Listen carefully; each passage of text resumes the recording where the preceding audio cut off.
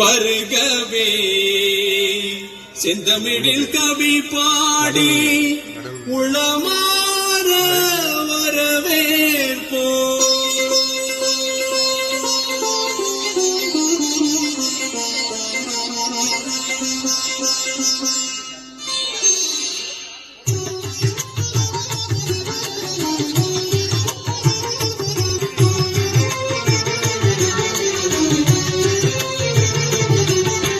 வருகவே வருகவே வணங்கி பாடுகின்றேன். வருகவே வருகவே வருகவே வணங்கி பாடுகின்றேன். வருகவே அழகு தமிழ் உண்மை வரவேற்றோம்.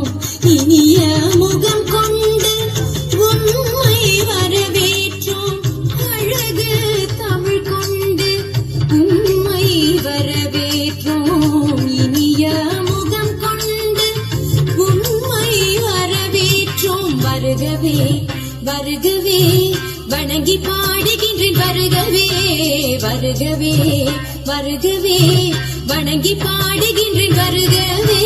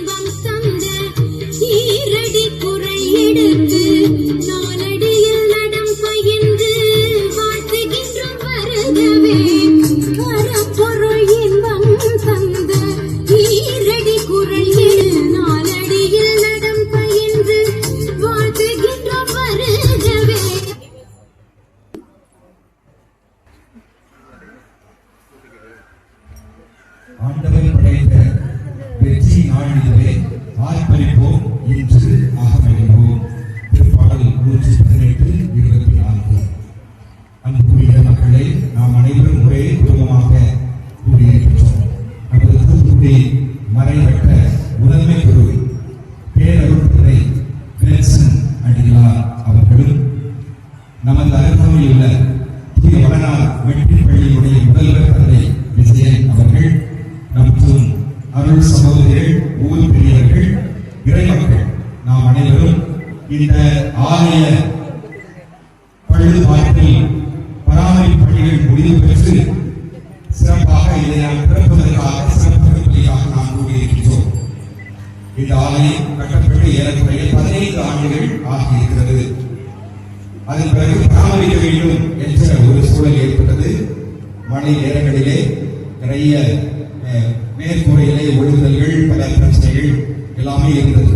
எனவே இதை நாம் பராமரிக்க வேண்டும் என்று முயற்சி எடுத்து மக்களுடைய உதவியை நாடினோம். எல்லோரும் சேர்ந்து முடிவெடுத்து அருமையாக இந்த 50 நாட்கள் இந்த வேலை நடைபெற்று, குறிப்பாக ஆலயத்தினுடைய மேற்கூரை சிறப்பாக பழுதுபார்க்கப்பட்டு மற்றும் எல்லா காரியங்களும் நல்ல முறையிலே நிறைவு பெற்று இன்று நாம் ஆண்டவருடைய அருளால் இங்கு கூடியிருக்கின்றோம். ஆண்டவருக்கு நன்றி செலுத்துங்கள், ஏனெனில் அவர் நல்லவர் என்று உள்ளது அவரது பேரன்பு. திருப்பாடல் 106:3. எனவே இதை செய்த ஆண்டவருக்கு நாம் நன்றி செலுத்துவோம். நாம் இறைமக்கள் அனைவரும் இணைந்து ஒரே குடும்பமாக இந்த நாளிலே நாம் ஆண்டவருக்கு எல்லா விதத்திலும் நன்றி சொல்லி, இறைவன் செய்த எல்லா நன்மைகளுக்கும் நாம் நன்றி சொல்லி தொடர்ந்து நாம் இந்த வழிபாட்டிலே நாம் பங்கெடுப்போம். ஆண்டவரால் இது நிகழ்ந்துள்ளது நம் கண்களுக்கு இது வியப்பாயிற்று. எனவே இப்பொழுது நமது பேரொரு தந்தை வில்சன் அடிகளார் அவர்கள் ஜெபம் செய்து இந்த ஆலய கதவை திறந்து வைப்பார். அதன் பிறகு நாம் அனைவரும் உள்ளே செல்வோம். அதன் பிறகு வருகை பாடல் ஆரம்பம். அந்த தெய்வமே இறைவா, இது நாளுக்காக இந்த நேரங்களுக்காக நாங்கள் நன்றி செலுத்துகிறோம். என் ஆலயத்தை நீ கட்ட வேண்டும் என்று பழைய பாட்டியை எதிர்த்ததை போல்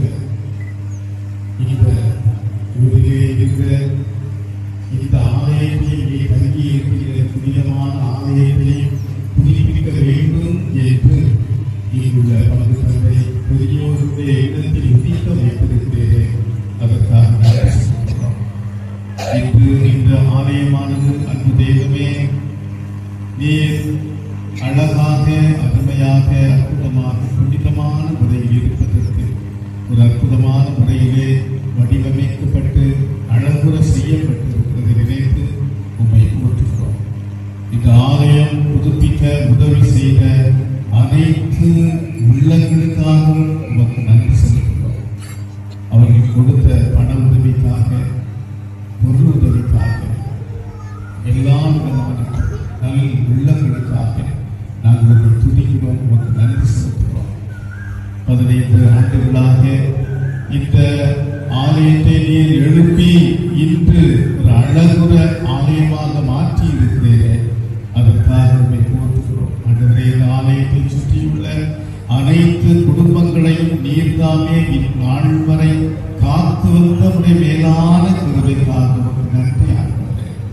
நான் உன்னை எப்போதும் கைவிடுவதில்லை. நான் உன்னோடு இருப்பேன், உன்னை தாங்கிக் கொள்வேன், உன்னை பாதுகாப்பேன், உன்னை வழி நடத்துவேன். நீ அஞ்சாது, கலக்கமுடாது என்ற உயிருள்ள இறை வார்த்தைகளால் இந்த ஆலயத்தை சுற்றியுள்ள ஒவ்வொரு குடும்பத்தையும் காத்து வந்த இந்த மேலான குடும்பத்துக்கு நன்றி ஆண்டவரே. இந்த ஆலயம் புதுப்பிக்கப்பட்ட இந்த நாளிலே ஆண்டவரே, எல்லாருடைய உள்ளம் உமக்கு நன்றி பாடுகின்றது. இந்த ஆலயத்தை நீர் இன்று ஆசீர்வதிக்க உங்களிடம் மன்றாடுகின்றோம். இந்த ஆலயத்திலே உள்ளே செல்வோர் அனைவரும் உம்முடைய அருளையும் ஆற்றலையும் குணமளிக்கும் வல்லமையை பெற்று மகிழ்ச்சியும் மன நிறைவையும் அடைவார்களாக.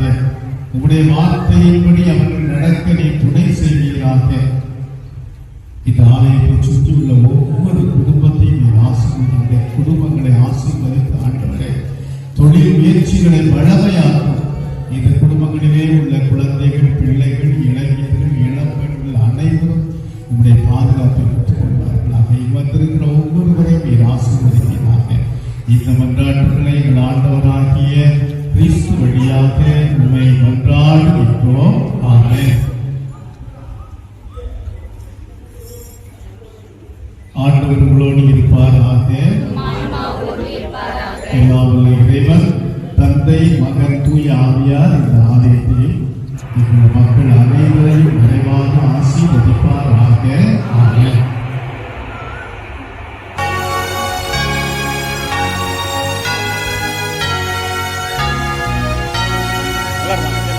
ஆரோக்கிய மாதாவே, உமது புகழ் பாடி துதித்திடுவோம். இந்நாளும் பாடி துதித்திடுவோம்.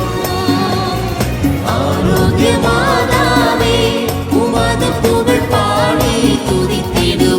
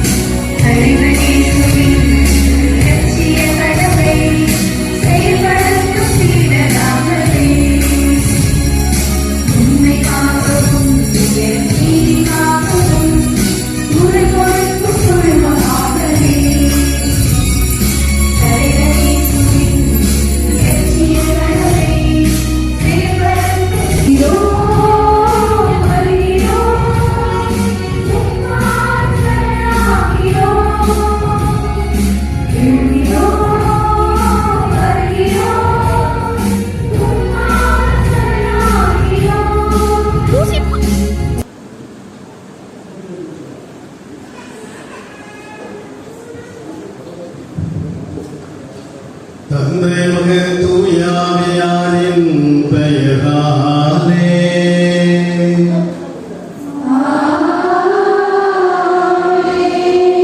ஆண்டவராகிய இயேசு கிறிஸ்துவின் அருளும் கடவுளின் அன்பும் தூயாவியாரின் நட்புறவும் உங்கள் அனைவரோடும் இருப்பதாக.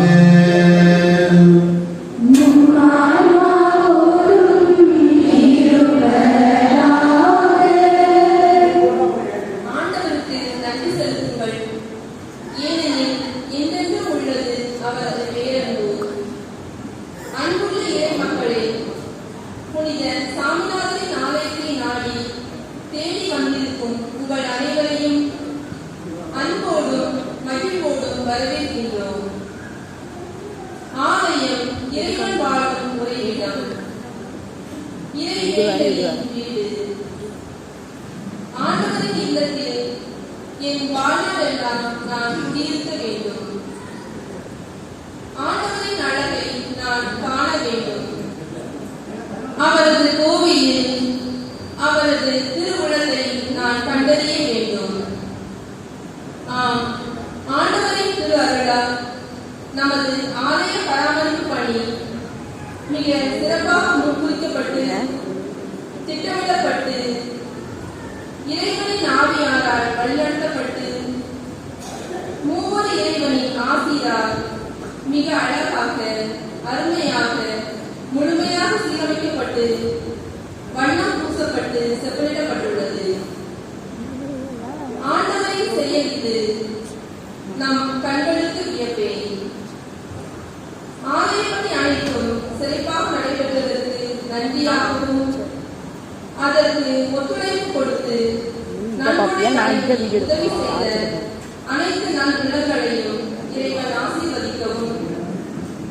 பங்கு குழு உறுப்பினர்கள், நிர்வாகிகள், ஆலய பொறுப்பாளர்கள், பொறியாளர், பணியாளர்கள், பங்கு மக்கள், மேலும் பல்வேறு தேவைகளோடு வந்திருக்கும் இறை பக்தர்கள் அனைவரும் இறை அருளால் ஆசீர்வதிக்கப்பட வேண்டும் என்றும் சிறந்த மக்கள் அனைவரின் வாழ்வாதாரம் செழிக்கவும் தொழில் பெருகவும் மக்கள் மனங்களில் மகிழ்ச்சி பொங்கவும் அவர்களின் உள்ளங்களிலும் இல்லங்களிலும் நிறையும் நிம்மதியும் தங்கிடவும் இளைஞர், இளம் பெண்கள், சிறுவர்களின் எதிர்காலம் சிறக்கவும் அருள் வேண்டி இத்திருப்பலியை ஒப்புக்கொள்வோம். மேலும் பாஸ்கா காலத்தில் 4ஆம் ஞாயிறாகிய நல்லாய ஞாயிறாகவும் இறை அழைத்தலுக்கான ஞாயிறாகவும் கொண்டாட திரு அவை நமக்கு அழைக்கிறது. எனவே நாம் நல்லாயிரம் வாழ்வோம். அறுவடையோ மிகுதி, வேலையாட்களோ குறைவு. எனவே அறுவடைக்கு தேவையான வேலையாட்களை அனுப்பும்படி அறுவடையின் ஆண்டவரிடம் மன்றாடுங்கள் என்ற இறைவார்த்தைக்கு இணங்க நம் ஊரில் இறை அழைத்தல் பெருக சிறப்பாக இத்திருப்பலியில் மன்றாடுவோம்.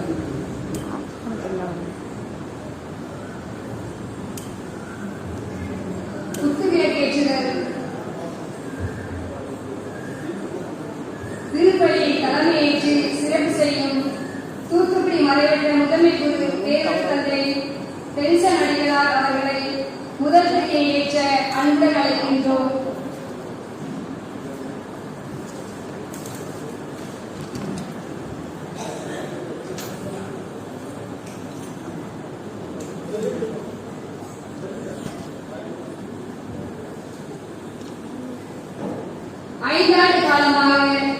நம்முடைய பங்கு ஆலயத்தை மிகச்சிறப்பாக பணிபுரிந்த நம் பாசமிகு பங்கு தந்தை சகாய ஜஸ்டின் அவர்களை 2ஆம் பிரியை ஏற்ற அன்போடு அழைக்கின்றோம்.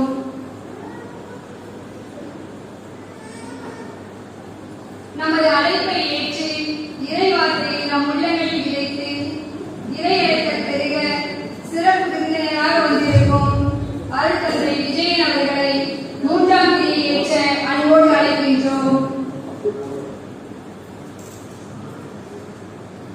பங்கு தந்தைக்கு உதவியாக இருந்து பங்கு அருட்பணிகளை சிறப்பாக திருச்சபையினர் சார்பாக அருட்சகோதரி இருதயவேதி அவர்களை 4வது திரியை ஏற்ற அன்போடு அழைக்கின்றோம்.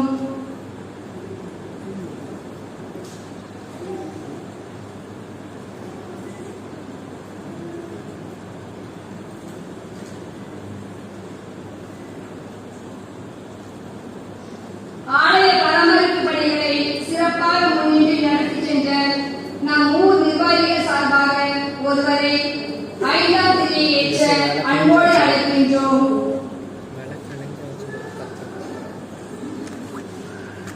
இந்த சைடு நான் மட்டும் வடக்கு அந்த சைடு நான் மட்டும்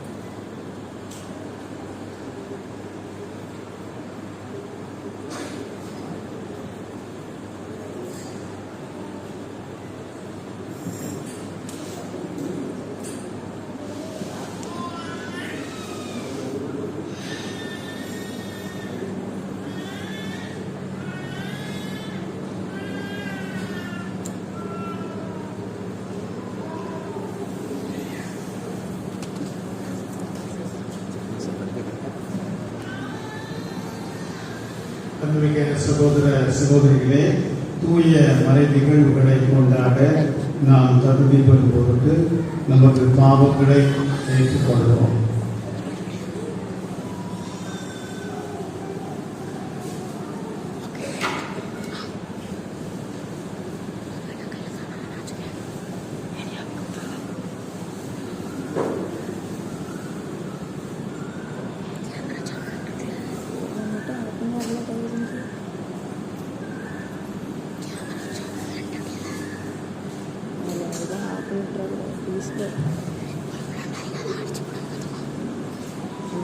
யூடியூப் சேனல் உன் கையில் இருக்கு.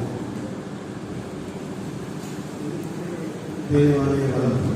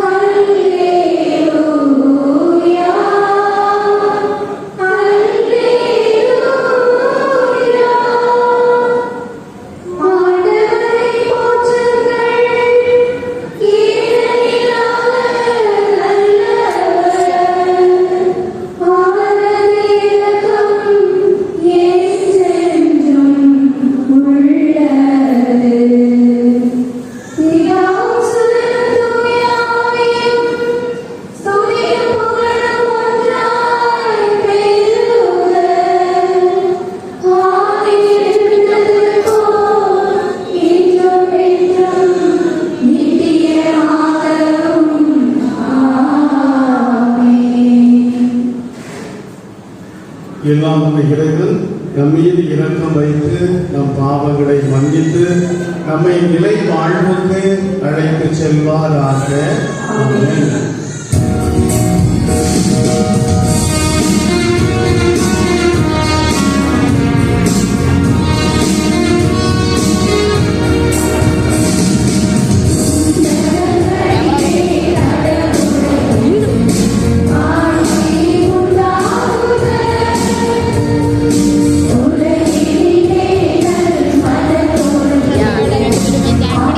இதுக்கெல்லாம்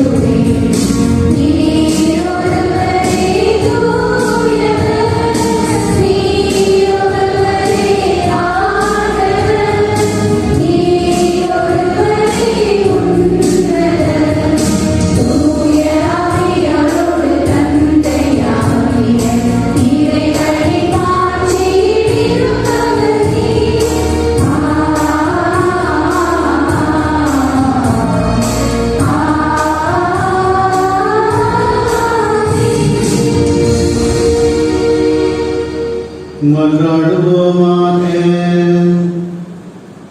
என்றென்றும் உள்ள எல்லாம் வல்ல இறைவா, விண்ணவரின் மகிழ்ச்சியில் நாங்களும் பங்கு கொள்ள எங்களை அழைத்து செல்கின்றீர். அதனால் நல்ல ஆயராகிய கிறிஸ்து துணிவோடு முன்னரே சென்றுள்ள இடத்திற்கு பணிவுள்ள மந்தையாகிய நாங்களும் வந்து சேர்வோமாக. உமோடு தூயாவியாரின் ஒன்றிப்பிறவனாய் என்றென்றும் வாழ்ந்து ஆட்சி செய்கின்ற எங்கள் ஆண்டவரும் உம் திருமகனுமாகிய இயேசு கிறிஸ்து வழியாக உம்மை மன்றாடுகிறோம்.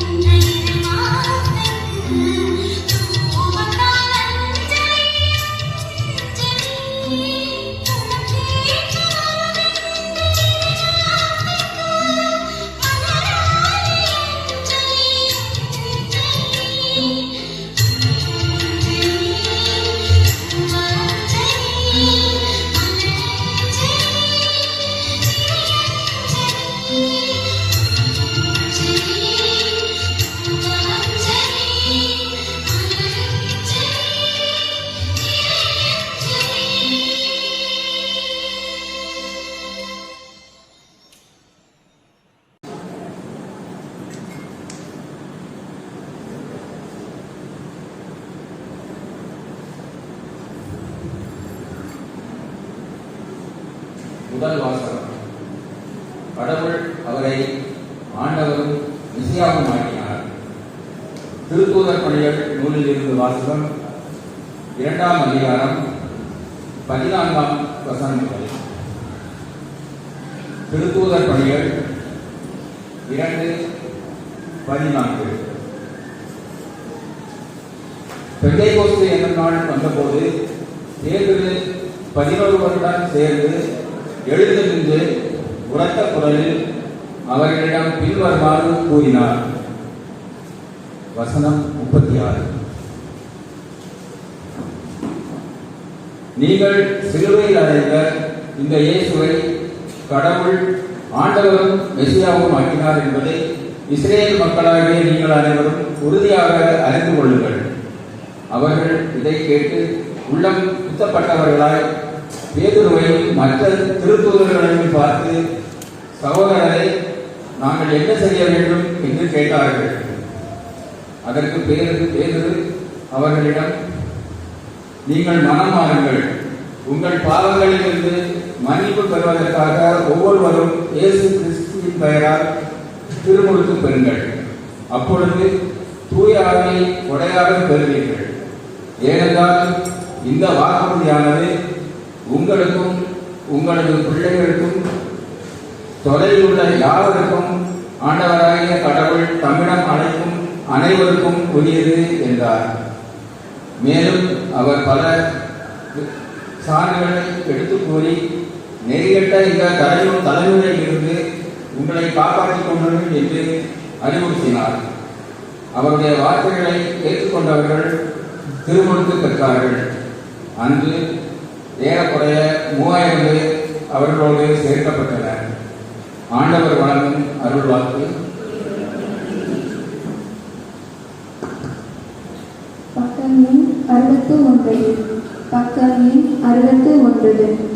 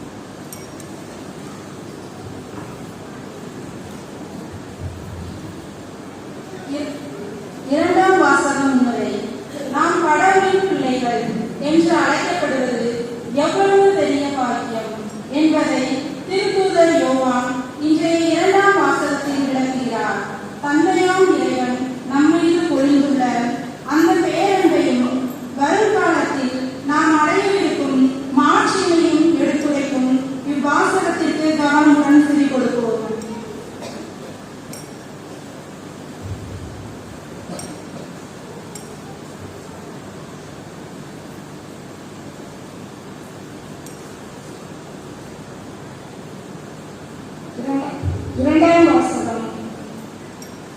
திருத்தூதர் பேதுரு எழுதிய முதல் திருமுகத்திலிருந்து வாசகம். அதிகாரம் 2 வசனங்கள் 20 முதல் 25 வரை. ஆண்டவரே பேசும், ஆண்டவரே பேசும். திருத்தூதர் பேதுரு எழுதிய முதல் திருமுகத்திலிருந்து வாசகம். அதிகாரம் 2 வசனங்கள் 20 முதல் 25 வரை. அன்பிற்குரியவர்களே, நன்மை செய்தும் அதற்காக பொறுமையோடு துன்புற்றால் அது கடவுளுக்கு உகந்ததாகும். கிறிஸ்துவும் உங்களுக்காக துன்புற்று ஒரு முன்மாதிரியை வைத்து சென்றுள்ளார். எனவே நீங்கள் அவருடைய அடிச்சுவடுகளை பின்பற்றுங்கள். இதற்காகவே அழைக்கப்பட்டுள்ளீர்கள். வன் செயல் எதுவும் அவர் செய்ததில்லை, வஞ்சனை எதுவும் அவர் வாயில் இருந்ததில்லை. பழிக்கப்பட்ட போது பதிலுக்கு பழிக்கவில்லை, துன்புறுத்தப்பட்ட போது அச்சுறுத்தவில்லை. நியாயமான தீர்ப்பு வழங்குவோரிடம் தம்மை ஒப்படைத்தார். சிலுவையின் மீது தம் உடலில் நம் பாவங்களை அவரே சுமந்தார். நாம் பாவங்களுக்கு இறந்து நீதிக்காக வாழ்வதற்கே இவ்வாறு செய்தார். அவர் தம் காயங்களால் நீங்கள் குணமடைந்துள்ளீர்கள். நீங்கள் வழிதவறி அறையும் ஆடுகளை போல இருந்தீர்கள். ஆனால் இப்பொழுது உங்கள் ஆன்மாக்களின் ஆயிரம் கண்காணிப்பாளருமாய் இருப்பவரிடமே திரும்பி வந்திருக்கிறீர்கள். இது ஆண்டவர் வழங்கும் அருள்வாக்கு.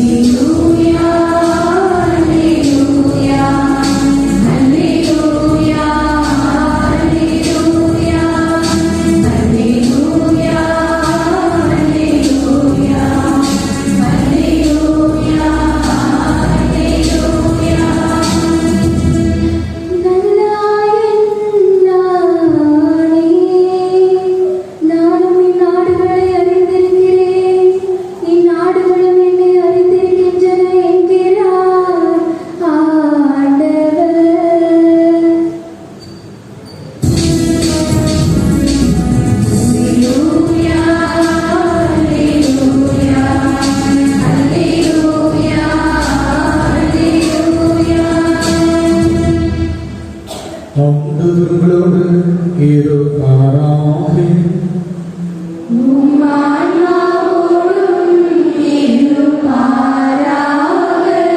யோவான் எழுதிய தூய நற்செய்தியிலிருந்து வாசகம்.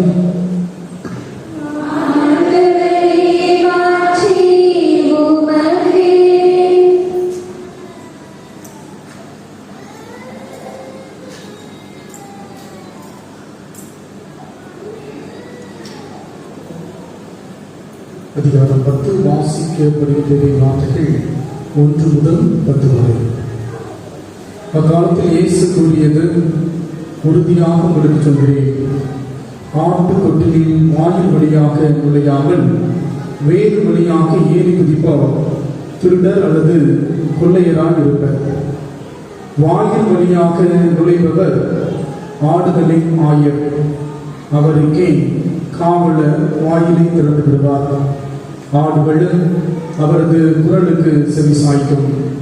அவர் தம்முடைய சொந்த ஆடுகளை பெயர் சொல்லி கூப்பிட்டு வெளியே கூட்டிச் செல்வார். தம்முடைய சொந்த ஆடுகள் அனைத்தையும் வெளியே ஓட்டி வந்த பின் அவர் அவற்றுக்கு முன் செல்வார். ஆடுகளும் அவரை பின்தொடரும், ஏனெனில் அவரது குரல் அவற்றுக்கு தெரியும். அறியாத ஒருவரை அவை பின்தொடரார்.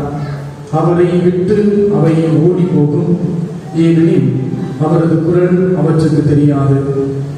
இயேசு அவர்களிடம் ஓமையாக இவ்வாறு சொன்னார். ஆனால் அவர் சொன்னதை அவர்கள் புரிந்து கொள்ளவில்லை. மீண்டும் இயேசு கூறியது, உறுதியாக உங்களுக்கு சொல்கிறேன், ஆடுகளுக்கு வாயில் நானே. எனக்கு முன்பு வந்தவர் அனைவரும் திருடரும் கொள்ளையருமே. அவர்களுக்கு ஆடுகள் செவிசாய்க்கவில்லை. நானே வாயில். என் வழியாக நுழைவோருக்கு ஆபத்து இல்லை. அவர்கள் உள்ளே போவர், வெளியே வருவர், மேய்ச்சல் நிலத்தை கண்டு கொள்வர். திருடுவதற்கும் கொள்வதற்கும் அழிப்பதற்கும் அன்றி திருடர் வேறு எதற்கும் வருவதில்லை. ஆனால் நான் ஆடுகள் வாழ்வை பெறுபொருட்டு, அதுவும் நிறைவாக பெறுபொருட்டு வந்துள்ளேன். ஆண்டவரின் அருள்வாக்கு.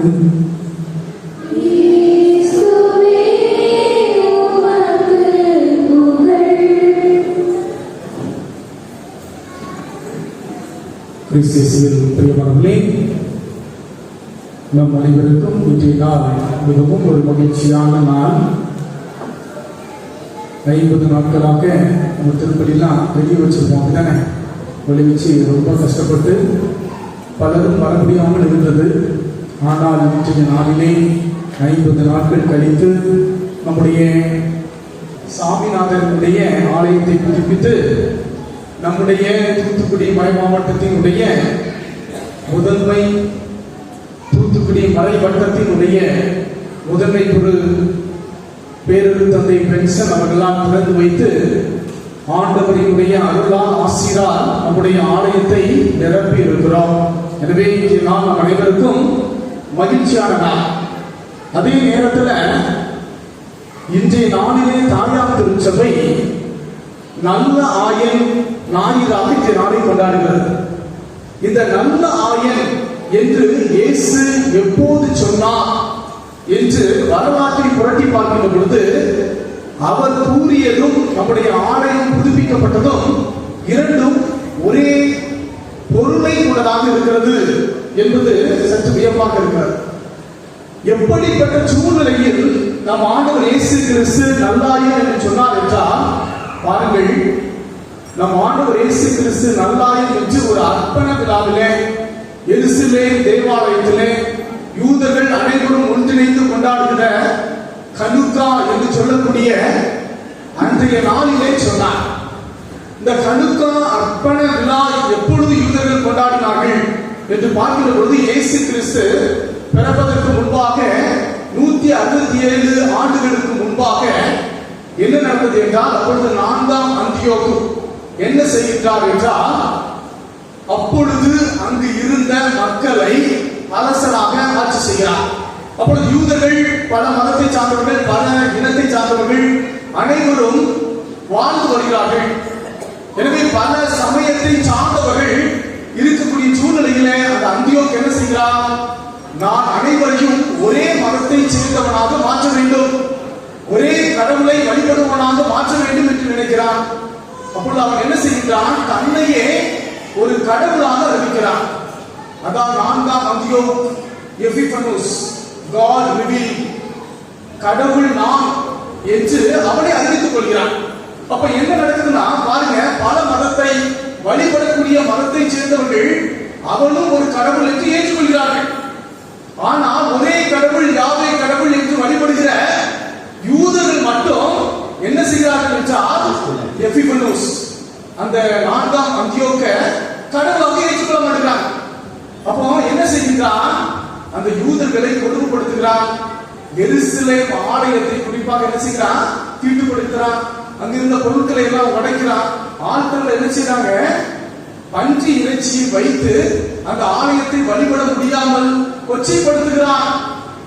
இப்படிப்பட்ட சூழ்நிலையில் என்ன நடக்கிறது, 164 அப்போது ஒரு சிறிய படையை யூதாஸ்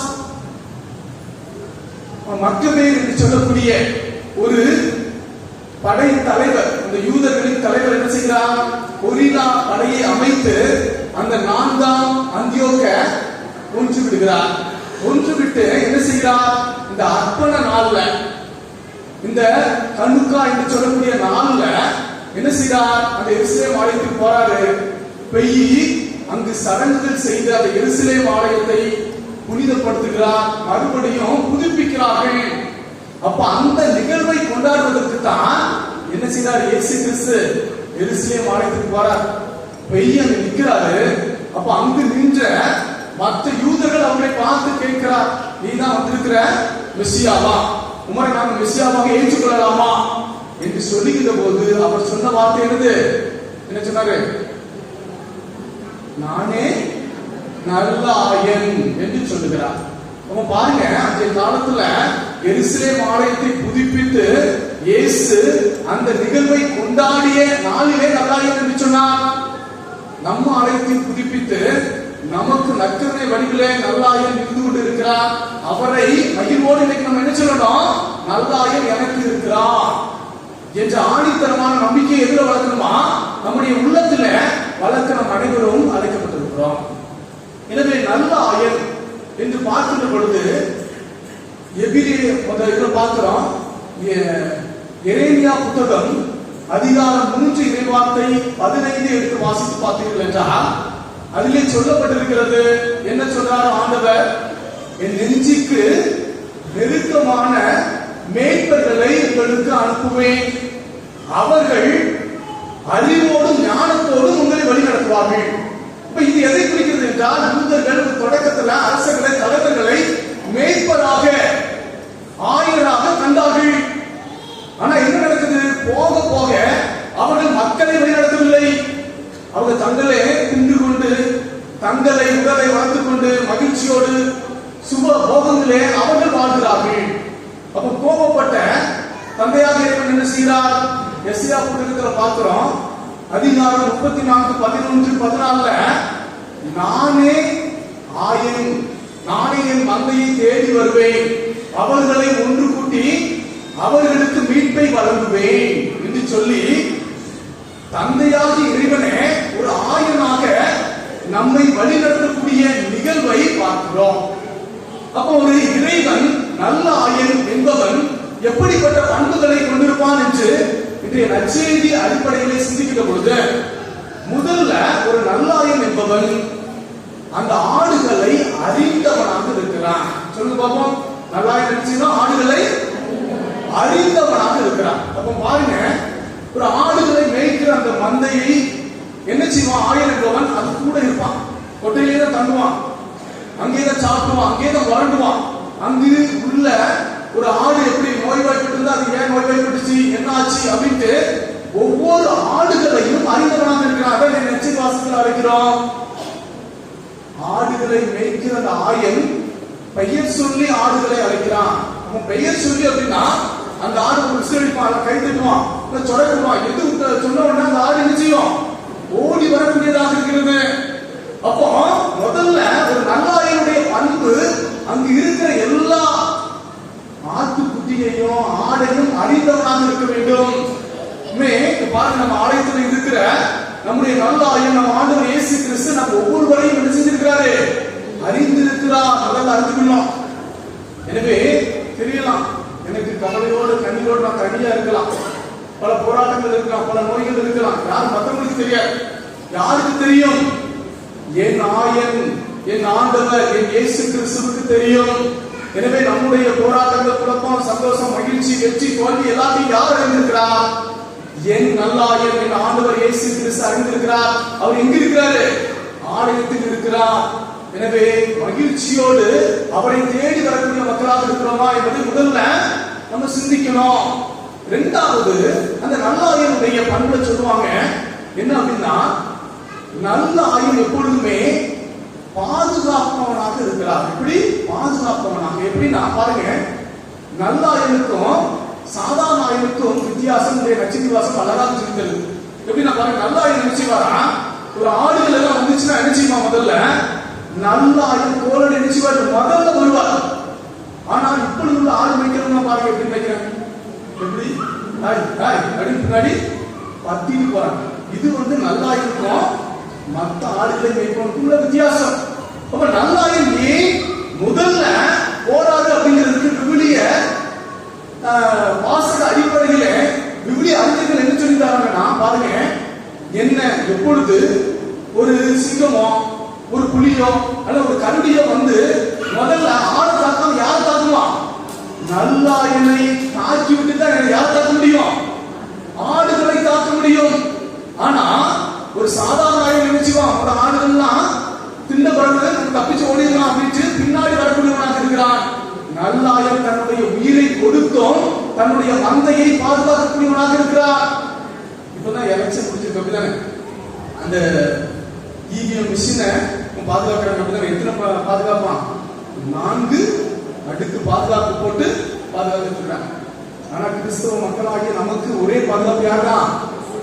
என் ஆண்டவர் இயேசு கிறிஸ்து. அவர் ஒருவர் தான் என்னை பாதுகாக்கிறார், எனக்கு அரண் என்று இன்றைய நாளிலே நம்ம ஒவ்வொருவரும் நினைத்து பார்க்க இன்றைய நல்லாயன் நம் ஒவ்வொருவரையும் பார்த்து அழைக்கிறார் என்பதை ஆணித்தரமாக என்ன செய்யுமா? இரண்டாவதாக நமக்குள்ளே சிந்திக்க வேண்டும். எனவே கடன் பிரச்சனை, நோய், தொல்லைக, பிசாசு இப்படி சொல்லி மற்ற எதையும் பற்றி பயப்படாமல் எதையும் எதிர்கொள்ள பாதுகாக்க என் ஆயன் இருக்கிறார், என்னை பாதுகாப்பார் என்பதை இரண்டாவதாக நம்ம சிந்திக்கணும். மூன்றாவது பார்க்கும் பொழுது இந்த நல்லாயன் என்ன செய்கிறார் என்றால் அந்த மந்தைகளுக்கு தேவையானதை கொடுக்கிறார். பார்த்துட்டீங்களா? ஆயன் எப்பொழுதும் கையில் ஒரு கம்பூச்சு பார்த்துக்கலாம். நல்லாயனுடைய ஆண்டவர் இயேசு கிறிஸ்துவினுடைய படத்தை பார்த்துருக்கீங்களா? அதுல அந்த கம்புல அது ஒரு வளைவா இருக்கும் தானே. அந்த வளைவு எதுக்கு இருக்கு அப்படின்னா, அப்படி போயிட்டு இருக்கும்போது மரம் இருக்கும் அப்படிதானே, அதுல அந்த கொப்பை பிடிச்சி இழுத்து அந்த ஆடுகளுக்கு தேவையான இறையை கொடுப்பதற்காக இது இருக்குதான் அந்த கம்பு இருக்குது.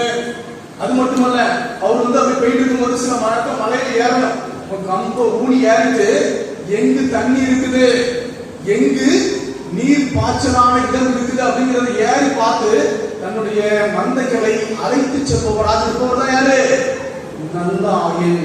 அப்ப நல்லாயன் அறிந்தவராக இருக்கிறார், பாதுகாக்கிறார், கடைசியாக நமக்கு தேவையான அனைத்தையும் செய்து தருபவராக இருக்கிறார். அவர்தான் நம்முடைய இறையை கொடுக்கிறார். இதுதான் பேராயர் குல்டன்சியினுடைய வாழ்க்கையில சொல்லுவாங்க. அவர் இந்த இருதய நோயினால் பாதிக்கப்பட்டார். தெரியும், பெரிய மறை வல்லுநர், எத்தனையோ புத்தகங்கள் எழுதியிருக்கார். அவர் அருமையா கிறிஸ்துவை பற்றி அறிவிக்கக்கூடியவர். அப்ப என்ன அப்படின்னா, அவர் தன்னுடைய வாழ்நாளினுடைய இறுதி காலகட்டத்தில் இருக்கிறார். பெரும்பாலும் அவர் இறந்துருவாங்க அப்படின்னு நினைக்கிறாங்க. ஆனால் என்ன நடக்கிறது? ஆண்டவருடைய அற்புதத்தால் அவர் பிழைத்துக் கொள்கிறார். அப்போ ஒரு பத்திரிகையாளர் கேட்கிறார், என்ன உங்களுக்கு மரண பையன் எல்லாம் வந்துச்சான், நீங்க செத்துருவாங்க எல்லாம் சொன்னாங்களே, ஆனால் பிழைத்து வந்திருக்கிறீங்களே, என்ன நினைக்கிறீங்க? அப்ப அவர் சொன்ன வார்த்தை அன்பு மக்களை, அவர் சொன்னார், நான் உயிர் பிழைத்து விட்டேன் என்றால் இயேசு என்னோடு இருப்பார், நான் இறந்து விட்டேன் என்றால் நான் எங்க இருப்பேன்? இயேசு இருப்பேன். அப்போ எப்படினாலும் என்னை யார் பாதுகாப்பா? என் இயேசு எனக்கு தேவையானதை கொடுப்பார். அது நோயா இருக்கலாம், அவர் தேவையானதை வச்சிருப்பாரு, தேவையான எடுத்துக்குவார். எனவே எனக்கு என்ன எப்பொழுது எந்த நேரத்தில் எது வேணுமோ அதை என்னை படைத்த என் நல்லாயன் எனக்கு தருபவராக இருக்கிறார் என்று யார் ஒருவர் நினைக்கிறோமோ அப்பொழுதுதான் இறைவனை புகழக்கூடிய நல்ல கத்தோலிக்க மக்களாக வளர்கிறோம். இன்னைக்கு அன்பு மக்களே, கடைசியா நம்ம சிந்திக்க வேண்டியது, நம்ம எல்லாம் நல்லாயனுடைய மந்தைகள், ஆடுகள் அப்படிதானே. அப்ப நம்ம என்ன செய்யணுமா? நட்சத்திர வசனத்தில் சொன்ன என்ன செய்யணும்? நல்லாயன் நம்ம ஆண்டவர் இயேசு கிறிஸ்து, நம்ம எல்லாம் மந்தைகள் என்ன செய்யணும்? ஒண்ணு அவருடைய குரலுக்கு செவி சாய்க்கணும். அப்ப அவர் பாதுகாக்க இருக்கிறாரு, அறிய இருக்கிறாரு, நமக்கு தேவையானதை கொடுக்க அவர் தயாராக இருக்கிறார். ஆனா அவரினுடைய குரலை நம்ம கேட்பவராக இருக்க வேண்டும். அப்ப அவர் குரலை எங்குதான் கேட்க முடியும்? எங்க கேட்க முடியும்? சொல்லுங்க பார்ப்போம். இறைவார்த்தை கேட்கலாம். அப்ப இறைவார்த்தை எங்குதான் வாசிக்கிறோம்? நம்ம பெரும்பாலும் வீட்டில் சும்மா வீரோட பாதுகாப்பு வச்சிருக்கிறோம்.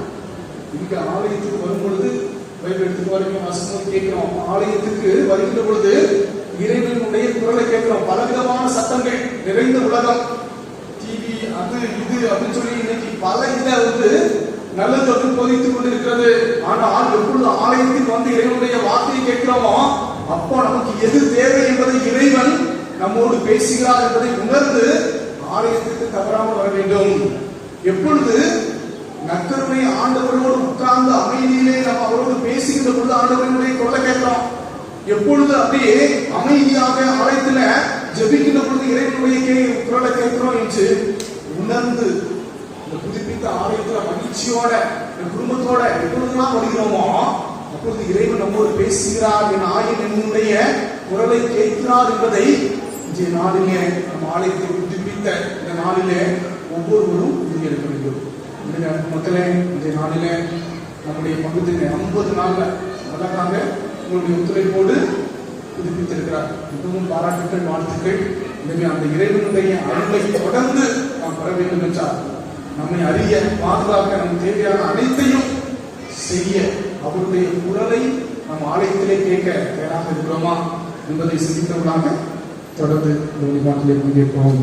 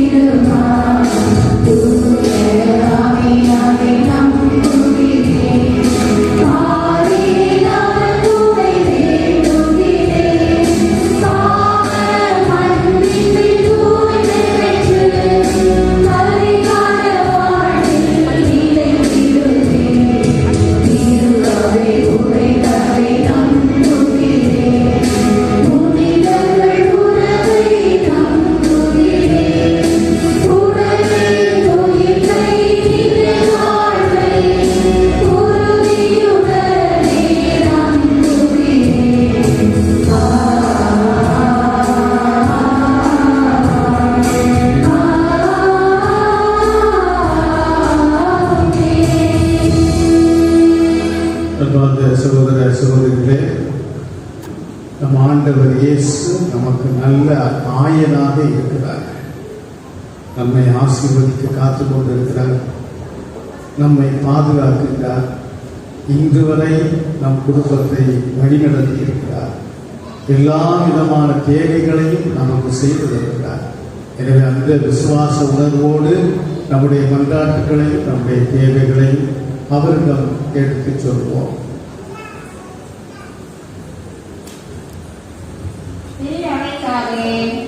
என் பிள்ளைத்தந்தை, ஆயர்கள், குருக்கள், நிறுவனத்தார் மற்றும் பொதுநிலையாகி நாங்கள் அனைவரும் அச்சங்கள் அனைத்திலிருந்து விடுதலை பெற்றவர்களாய் கடவுள் இயேசுவை இருக்கிறச் செய்தார். இதற்கு நாம் அனைவரும் சாட்சிகள் என துரிதன் பறைசாற்றிய பேருந்தை போல வீட்டில் உயிருள்ள சாட்சிகளாகவும் துடிப்புள்ள திரு அவையாகவும் வாழ வரவேண்டு இறைவா உமை நல்லாகிறோம்.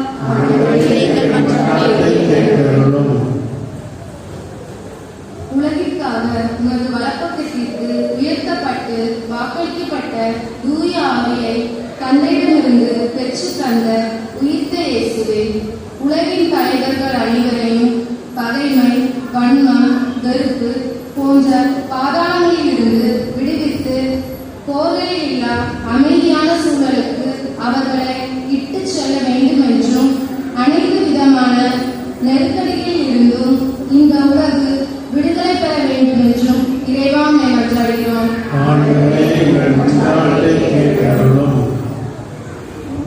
நலிந்தோர்,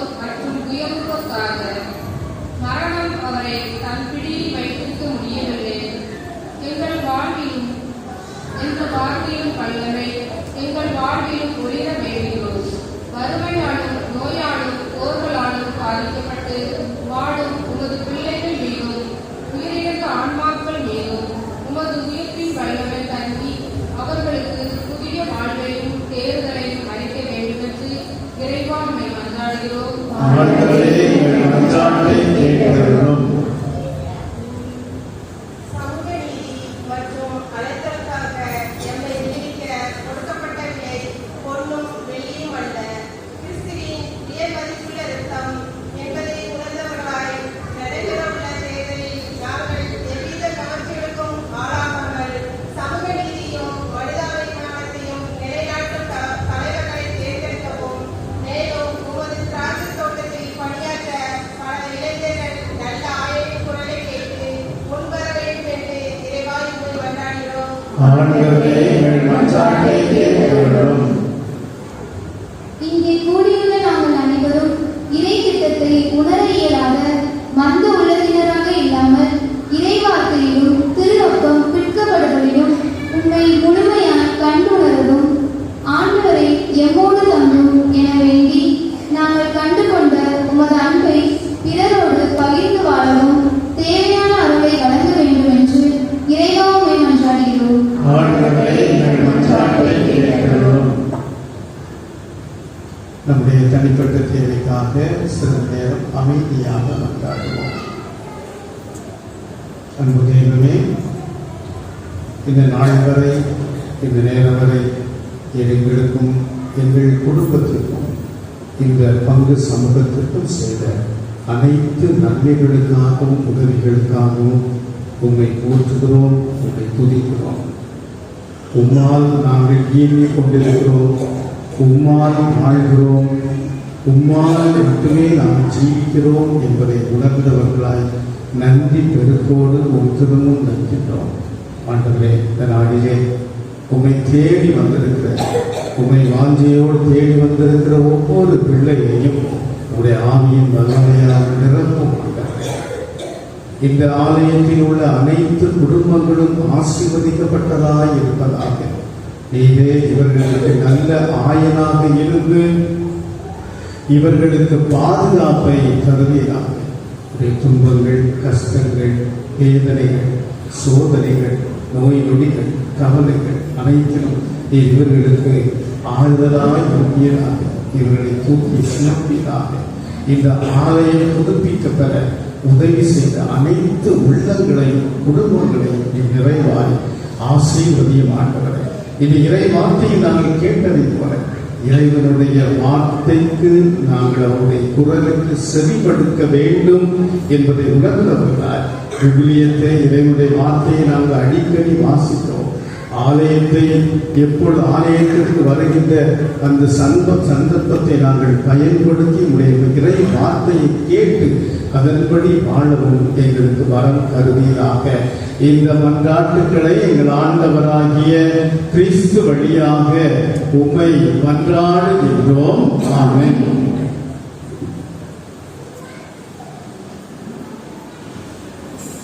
பக்கம் எண் 82. பக்கம் எண் 82.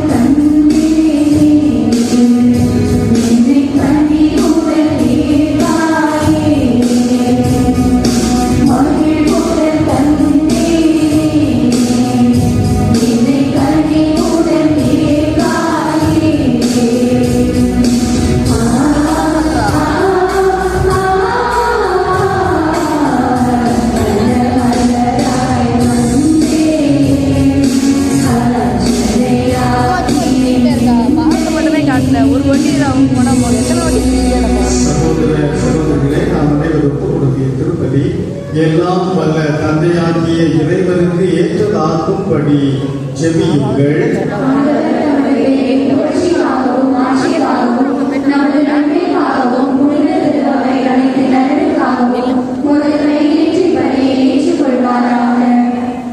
ஆண்டவரே, பாஸ்கா மர நிகழ்வுகள் வழியாக எங்களை இன்று மக்களிக்க செய்கிற உண்மையை வேண்டுகின்றோம்.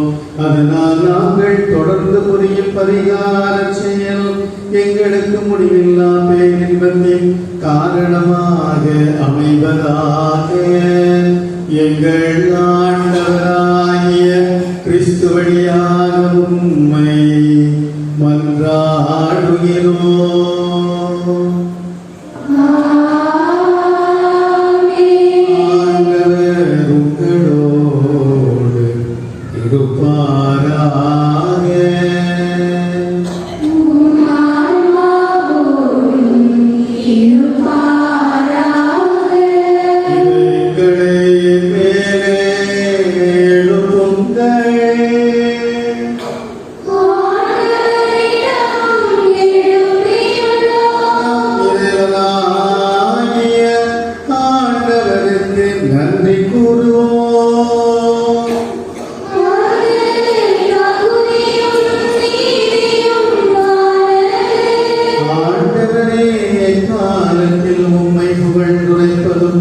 எல்லாவற்றுக்கும் மேலாக எங்கள் பாஸ்காவாகிய கிறிஸ்து பலியாரின் சிறப்பான காலத்தில் உம்மை மிகுதியாக வாழ்த்தி போற்றுவது மெய்யாகவே தகுதியும் நீதியும் ஆகும்.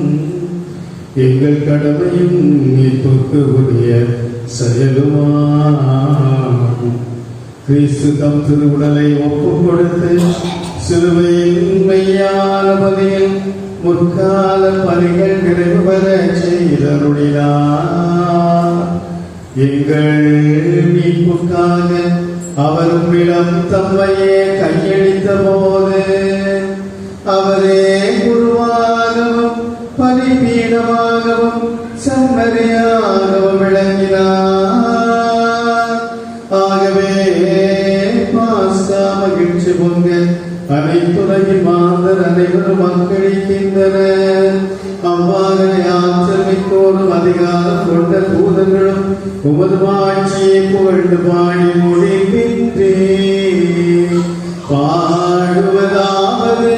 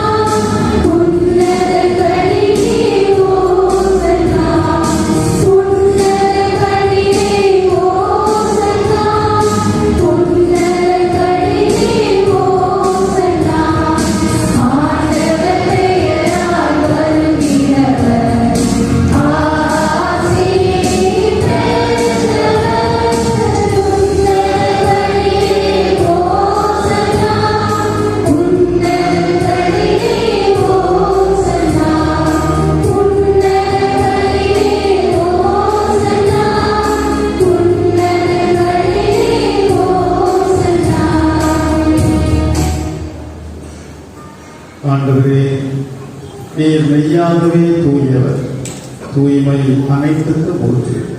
ஆகவே ஆமையை பொழிந்து இக்காணிக்கைகளை தூய்மைப்படுத்த உம்மை தாழ்மையுடன் வேண்டுகின்றோம். இவ்வாறு எங்கள் ஆண்டவர் இயேசு கிறிஸ்துவை உடலும் இரத்தமுமாக எங்களுக்கு இவை மாறுவனவாக. அவர் பாடுவிட உளம் கனிந்து தம்மை கையளித்த போது அப்பத்தை எடுத்து உமக்கு நன்றி செலுத்தி அதை பிட்டு தம் சீடர்களுக்கு அளித்து அவர் கூறியதாவது: அனைவரும் இதிலிருந்து பெற்று உண்ணுங்கள், ஏனெனில்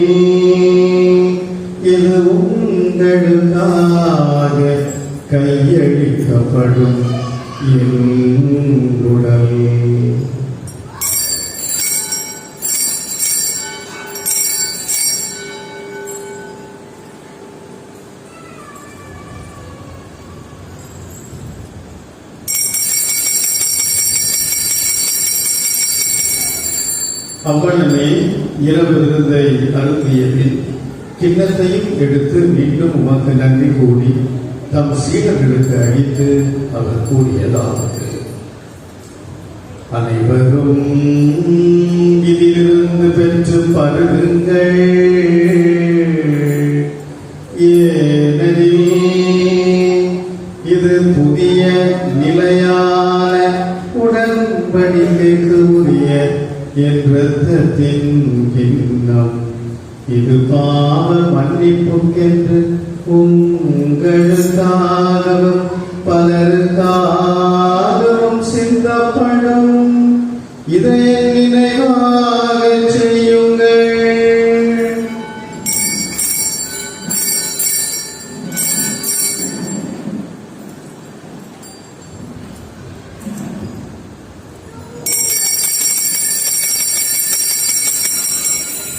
நம்பிக்கையின் மறைபொருள்.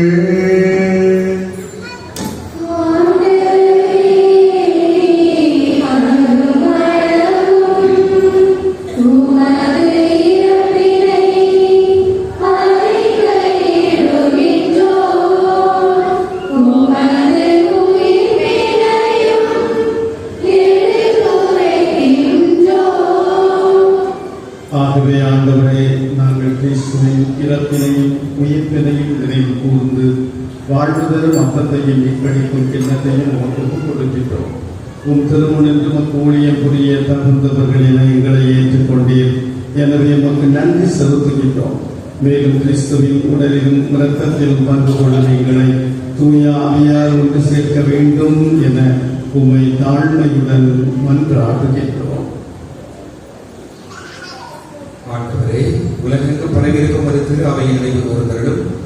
எங்கள் திருத்தந்தை 14ஆம் லியோ, எங்கள் ஆயர் ஸ்டீபன், எல்லா திருநிலையினர் ஆகிய அனைவரோடும் உமது திரு அவை அன்பில் நிறைவு பெற செய்தருளும். மேலும் உயிர்த்தெழுந்தவுடன் துயில்விடும் எங்கள் சகோதர சகோதரிகளையும் இறந்தோர் அனைவரையும், சிறப்பாக எங்களுடைய மண்ணின் மைந்தர் அருள் தந்தை ஸ்டாலின் அவர்கள் மற்றும் இறந்த ஆன்மாக்கள் அனைவரையும் இரக்கத்துடன் நினைவு கூர்ந்து உமது திருமுக ஒளியில் ஏற்றருளும். எங்கள் அனைவர் மீதும் இரக்கமாயும். கடவுளின் கன்னித்தாயான புனித மரியா, அவருடைய கணவரான புனித யோசேப்பு, புனித திருத்தூதர்கள், எங்கள் பாதுகாவலர் தூய சாமிநாதர், இவ்வுலகில் மகோதவராக இருந்தோர் ஆகிய புனிதர் அனைவருடன் நாங்கள் நிலை வாழ்வில் பங்கொள்ளும் தகுதி பெற்று உம் திருமகன் இயேசு கிறிஸ்து வழியாக உம்மை புகழ்ந்தெழுந்து வரமருள உம்மை மன்றாடுகிறோம்.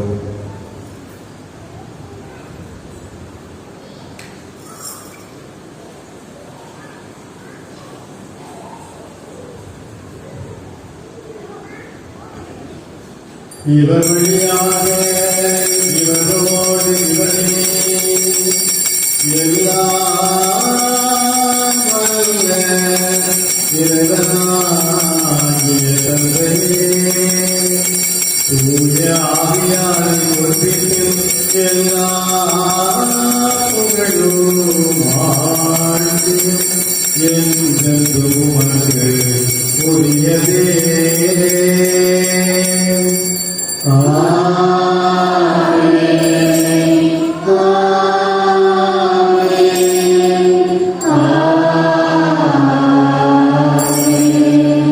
மீட்பரின் கட்டளையால் கற்பிக்கப்பட்டு ஏவபடித்தினையால் பயிற்சி பெற்ற நாம் துணிந்து பாடுவோம்.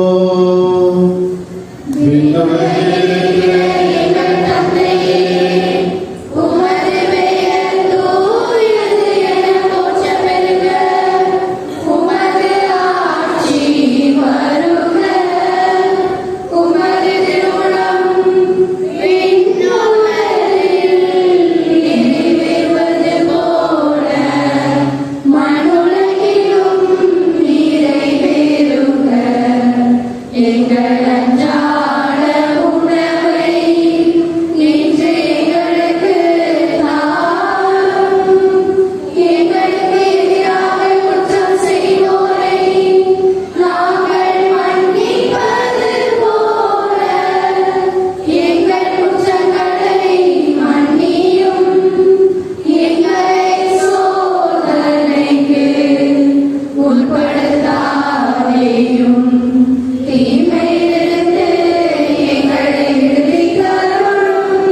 ஆண்டவரே, தீமை அனைத்திலுமிருந்தும் எங்களை விடுவித்து எங்கள் வாழ்நாளில் அமைதியை கனிவுடன் அருளவும் மன்றாடுகிறோம். உமது இரக்கத்தின் உதவியால் நாங்கள் பாவத்திலிருந்து எப்போது விடுதலை பெற்று யாதொரு கலக்கமும் இன்றி நலமாயிருப்போமாக.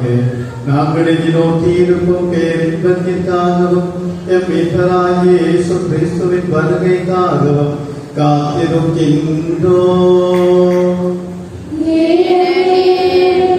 ஆட்சியும் வல்லமையும் மாட்சியும் என்றென்றும் உமதே. ஆண்டவரே, இயேசு கிறிஸ்துவை அமைதியை உங்களுக்கு விட்டுச் செல்கிறேன், என் அமைதியையே உங்களுக்கு அளிக்கிறேன் என்றும் திருத்தூதர்களுக்கு மொழிகிறேன். எங்கள் பாவங்களை எல்லாம் பாராமல் உமது திரு அவையின் நம்பிக்கையை கண்ணோக்கி உமது திருவுளத்திற்கு ஏற்ப அதற்கு அமைதியையும் ஒற்றுமையையும் அளித்தருள்வீராக. என்றென்று வாழ்ந்த ஆட்சி செய்கின்றவர் நீரே. ஆண்டவருடைய அமைதியே உங்களோடு என்றும் இருப்பதாக.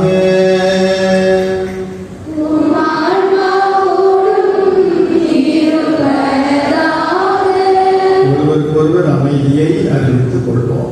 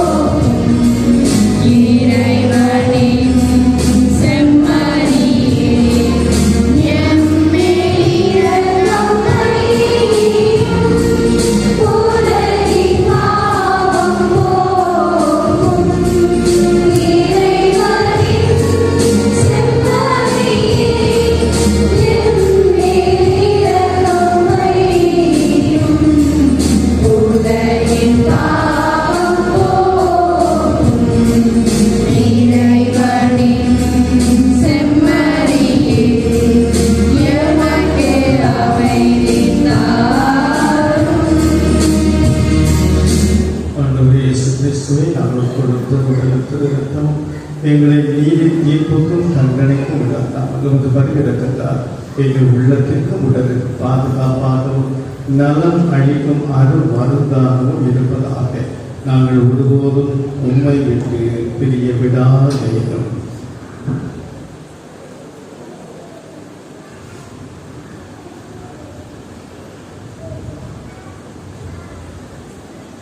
இதோ இறைவனின் செம்மறி, இதோ உலகின் பாவங்களை போக்குகின்றவர்.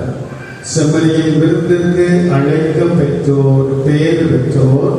ஆண்டவரே, எழுந்தருள நான் தகுதியற்றவன். ஆனால் ஒரு வார்த்தை மட்டும் சொல்லிவிடும், எனது ஆன்மா நலமடையும். கிறிஸ்துவின் சரீரம் என்னை காத்து நித்திய வாழ்வழிப்பதாக. ஆமென். பக்கம் எண் 143. பக்கம் எண் 143.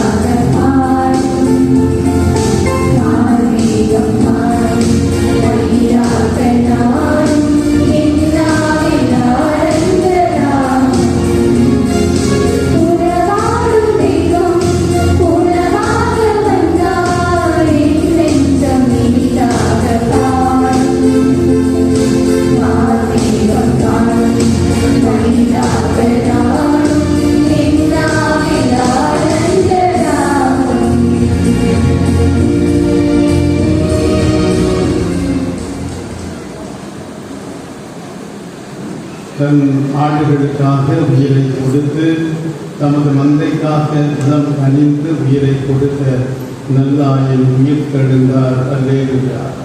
மன்றாடுவோமாக. நல்ல ஆயரே, உமது மந்தையை கனிவுடன் கண்ணோக்கி அருளும். உம் திருமகனின் உயர் மதிப்புள்ள இரத்தத்தால் மீட்டவும் ஆடுகளை நிலையான பசும்புல்வெளியில் கூட்டிச் சேர்க்க அருள்வீராக. எங்கள் ஆண்டவராகிய கிறிஸ்து வழியாக உம்மை மன்றாடுகிறோம்.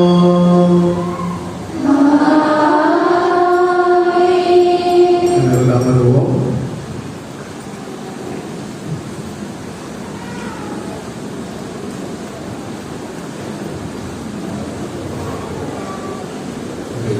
பிரியமான சகோதர சகோதரிகளே, 15 ஆண்டுகளுக்கு பிறகு நமது சாமிநாதர் ஆலயத்தை நாம் புதுப்பித்திருக்கின்றோம்.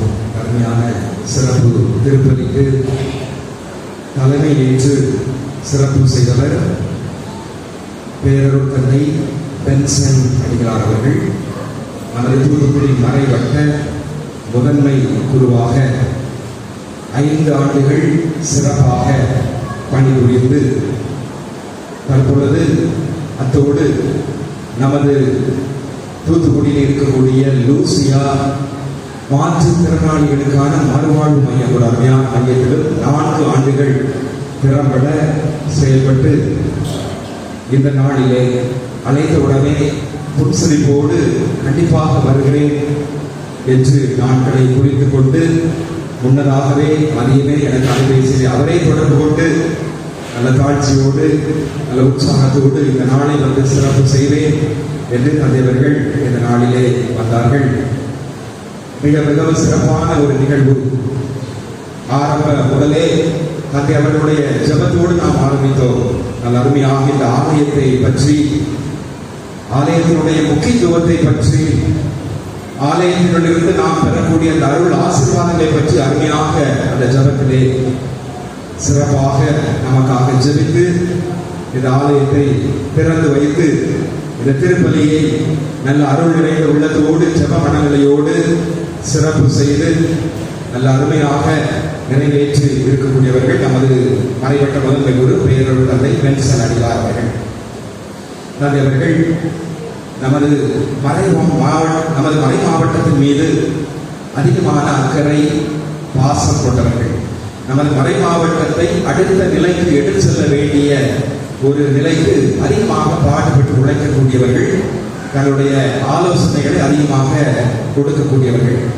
நமது மறை மாவட்டம் வளர்ச்சி பெற வேண்டும். ஆன்மீகத்திலே மட்டுமல்லாமல் மற்ற துறைகளிலே சமூக ரீதியாக கல்வி, கலை போன்றவற்றில் வளர்ச்சி பெற வேண்டும் என்பதற்காக தந்தை அவர்கள் எல்லா குருக்கள் மற்ற கூட்டங்களிலும் திறம்பட எழுந்து தங்களுடைய ஆலோசனை கருத்துக்களை தெளிவாக முன்வைக்கக்கூடியவர்கள். அதே போல சரி என்றால் சரி, தவறு என்றால் அது தவறு தான், அது யாராக இருந்தாலும் சரி.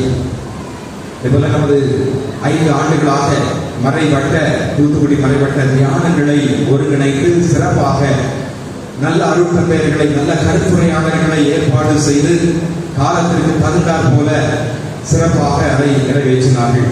மறைவட்டம் சார்ந்த பங்கு பணிகள், பங்கில் வரக்கூடிய பிரச்சனைகள் எழும்பொழுது தந்தையர்கள் தான் முதலிலே சென்று சந்திக்க வேண்டும். எனவே அதையெல்லாம் நல்ல ஒரு மனநிலையோடு, குறிப்பாக பங்கு தந்தைகளோடு கலந்து ஆலோசித்து நல்ல ஒரு தீர்க்கமான முடிவு எடுக்கக்கூடியவர்கள். அதே போல நமது மறை மாவட்ட குருக்களோடு நல்ல ஒரு நல்லுறவு ஏற்படுத்தி கொண்டு சிறப்பாக இந்த மறைவட்ட முதன்மை குரு பணியை 5 ஆண்டு நிறைவு செய்கிறார்கள். எனவே தந்தை அவர்கள் இந்த நாளிலே நம் மத்தியிலே வந்திருந்து நமக்காக செலுத்து நல்ல அருமையான திருப்பலியை நிறைவேற்றி இந்த ஆலயத்தினுடைய மேன்மை என்று சொன்ன பேரருட் தந்தை பென்சன் அடிகளார் அவர்களுக்கு நம் அனைவர் சார்பாக நமது நன்றியும் வாழ்த்துக்களையும் தெரிவித்து இந்த பொன்னாடை போட்டு நாம் சிறப்பு செய்கிறோம்.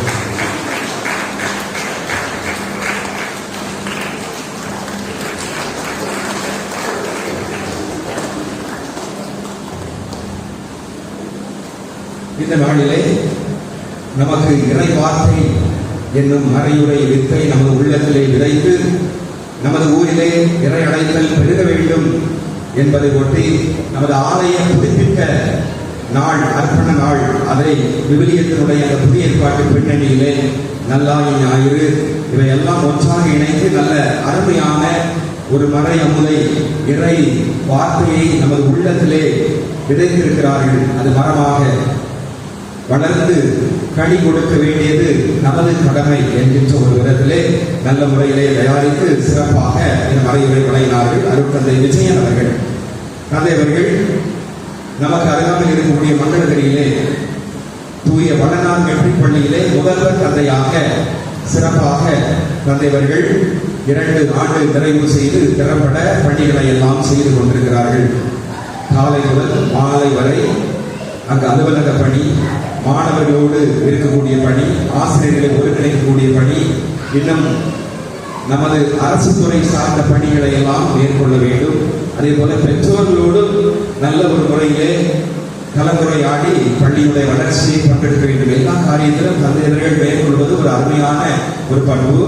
நேர்த்தி, நேர்மை, உண்மை, தெளிவு, அதை கனிவோடும் பொறுமையோடும் இந்த எல்லா நிலையினரோடும் நல்ல ஒரு நட்புறவை ஏற்படுத்திக் கொண்டு பள்ளியை வளர்ச்சி பாதையிலே வழிநடத்தி செல்கிறார்கள். தந்தையவர்கள் பள்ளியினுடைய மாணாக்கர் சேர்க்கைக்கு மிக முக்கியத்துவம் கொடுக்கக்கூடியவர்கள். குறிப்பாக படிப்பிலே பின்னங்கிய மாணவர்களாக இருந்தாலும் சரி, அல்லது மற்ற கலை திறனிலும் மற்ற திறமைகளிலும் மற்றும் உடல் மன வளர்ச்சியிலே குஞ்சவர்களாக இருந்தாலும் பின்தங்கியவர்களாக இருந்தாலும் பரவாயில்லை. நமது பள்ளி, நமது கிறிஸ்தவ பள்ளிக்கூடம் அதற்காகத்தான் இருக்கிறது. நாம் தேர்ச்சி உயர் நிலையை காட்டுவதல்ல, எல்லா பள்ளிகளிலும் தலை சிறந்த பள்ளிக்கூடம் பெயர் எடுக்க வேண்டும் என்பதை அல்ல, மாறாக இப்படிப்பட்டவர்களை பின்தங்கியவர்களை நாம் கல்வியை கொடுக்க வேண்டும். அதுதான் இந்த கல்வியினுடைய நோக்கம். பழைய மிஷினரி கிறிஸ்தவ மிஷினரிமார்கள் நமக்கு கற்றுக் கொடுத்தது என்பதை தந்தையவர்கள் தெளிவாக கொள்கையாக கொண்டு எல்லா மாணவர்களையும் அரவணைத்து, அந்த பள்ளிக்கு அரவணைத்து நல்ல ஒரு பயிற்சியை ஆசிரியர்களை திறப்பட திறனாய்வு பயிற்சிகள் கொடுத்து கருத்தமர்கள் கொடுத்து அவர்களை வைத்த மாணவ செல்வங்களை உயர்த்தி பள்ளியினுடைய கல்வி திறனை உயர்த்தி கொண்டிருக்கிறார்கள். அதே போல இந்த பள்ளியினுடைய உள்கட்டமைப்பு வசதிகள் எல்லாவற்றையும் திறப்பட செய்து கொண்டிருக்கிறார்கள். நமது பங்கிற்கும் அவ்வப்போது அழைக்கும் பொழுது வந்து உதவி செய்து நல்ல மறைவுரைகளை பல முக்கியமான திருவிழா காலங்களிலே வழங்கியிருக்கிறார்கள். எனவே அருட்தந்தை விஜயன் அவர்களுக்கு நம் அனைவர் சார்பாக நன்றியும் வாழ்த்துக்களையும் தெரிவித்து இந்த பொன்னாடை போட்டி நாம் சிறப்பு செய்வோம்.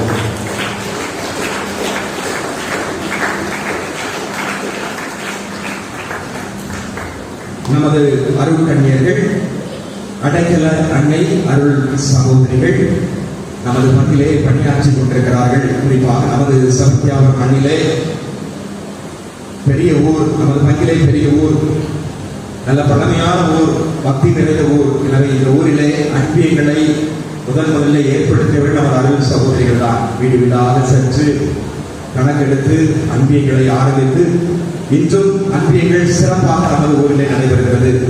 அதே போல ஆலயத்திற்கு வழிபாட்டிற்கு தயாரிப்பது, மறைக்கல்வி பணிகள் மற்றும் பக்த சபைகளை கண்காணித்தல், உங்கள் எல்லோரையும் ஒருங்கிணைக்கக்கூடிய ஒரு பணிகள், இவைகளெல்லாம் திறம்பட செய்து கொண்டிருக்கக்கூடியவர்கள் நமது அடைக்கல அன்னை அருள் சகோதரிகள். எனவே நமது ஊருக்கு அவ்வப்போது அருள் சகோதரிகள் மாற்றமாகிக் கொண்டிருந்தாலும் அவருடைய பணி நமது மனதிலே நீங்காமல் மாறாமல் இருக்கக்கூடிய ஒன்றாக இருக்கிறது. எனவே அவ்விடத்திலே நமது ஊரிலே சிறப்பாக பணி செய்யக்கூடிய எல்லா அடைக்கல அன்னை அருள் சகோதரிகளுக்கும் நன்றிகளை தெரிவித்துக் கொள்வோம். சிறப்பாக அருள் சகோதரி மேரி அவர்களுக்கு நம் அனைவர் சார்பாக நன்றியை வாழ்த்துக்களை தெரிவித்து இந்த பொன்னாடை போற்றி சிறப்பு செய்வோம்.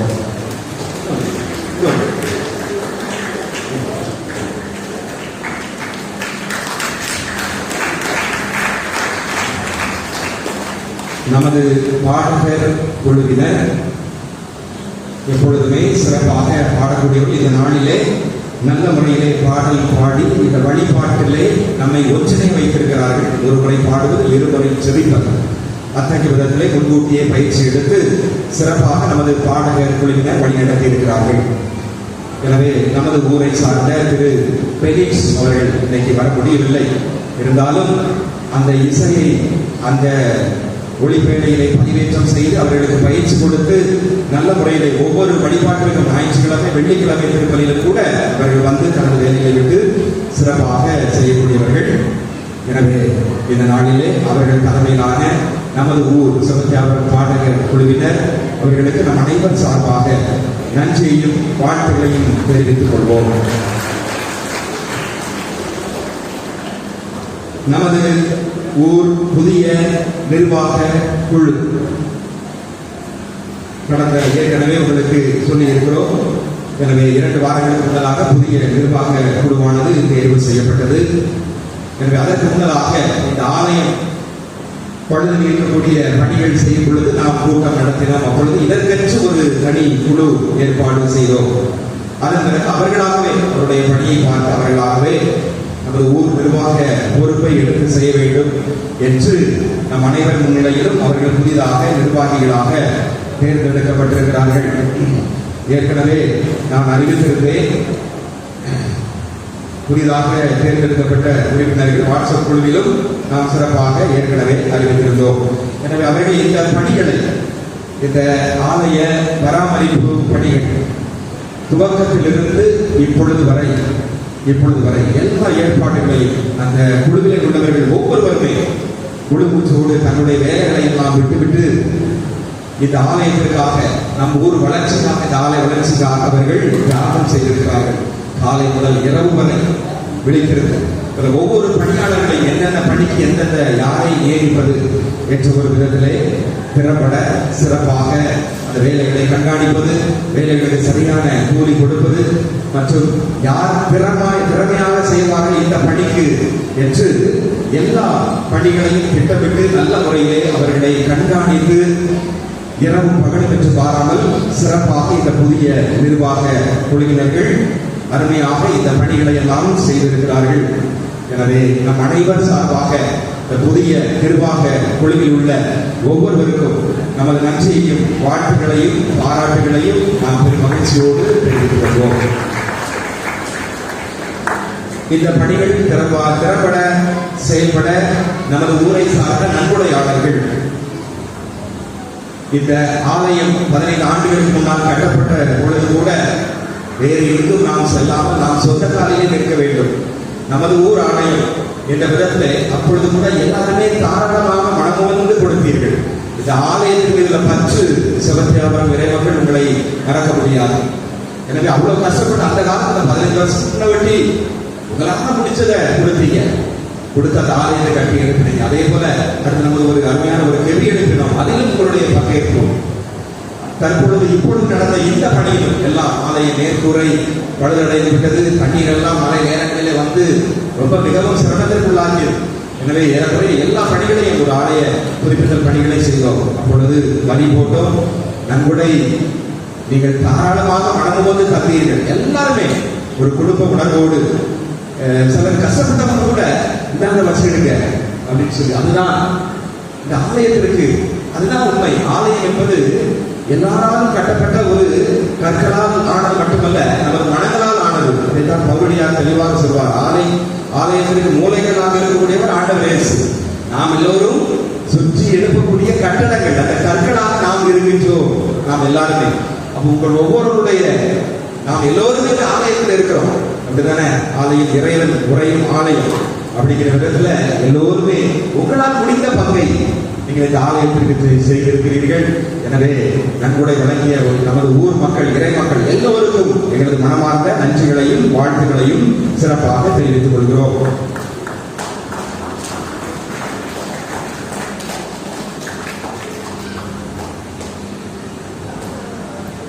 இந்த ஊர் நிர்வாகத்தை, இந்த ஆலயத்தை பல ஆண்டுகளாக, ஏறக்குறைய 18 ஆண்டுகளாக திறம்பட வயது முதிர்ந்த நேரத்திலும் எல்லா விதமான காரியங்களையும் சிறப்பாக செய்த திரு சாமிநாதர் ஐயா அவர்களை இந்த நேரத்தில் நினைவு கூறுகிறோம். எனவே அவர்களுக்கும் எங்களது மனமார்ந்த நன்றிகளையும் வாழ்த்துக்களையும் நாங்கள் இந்த நேரத்திலே தெரிவித்துக் கொள்கிறோம். இன்றைய வழிபாட்டை சிறப்பித்த நமது ஊர் பொதுமக்கள் எல்லோருடைய அன்பிகளுக்கு நன்றிகள். அடுத்த வார திருப்பலியை சிறப்பிக்கக்கூடியவர்கள் சாமிநாதர் அந்தியா. இந்த வார அன்பின் கூட்டம் நடைபெறும் இல்லங்கள் சாமிநாதன் அன்பியம் திரு ஜெய்சிங் ஜான்சி அவர்கள் இல்லம், அந்தோணியார் அன்பியம் திரு டேவிட் மரிய தெரஸ் அவர்கள் இல்லம், ஆரோக்கிய அன்பியம் திரு செல்வராஜ் ஜெயமேரி அவர்கள் இல்லம். மே மாதம் 1ஆம் தேதி வருகின்ற வெள்ளிக்கிழமை BBS வகுப்புகள் நமது ஊரிலே ஆரம்பமாகும். எனவே பெற்றோர்கள் அனைத்து பிள்ளைகளையும் இந்த விடுமுறை விவிலிய பள்ளி வகுப்பிற்கு கண்டிப்பாக அனுப்பி வைக்குமாறு கேட்டுக்கொள்கிறோம். அதற்கு வழக்கம் போல நன்கொடைகள் கொடுக்கக்கூடியவர்கள், இடையிலே ஒவ்வொரு நாளும் பேனிங் செஞ்சு வழங்கக்கூடியவர்கள் காரணமாக முன்வருமாறு உங்களை தாழ்மையோடு கேட்டுக்கொள்கிறோம்.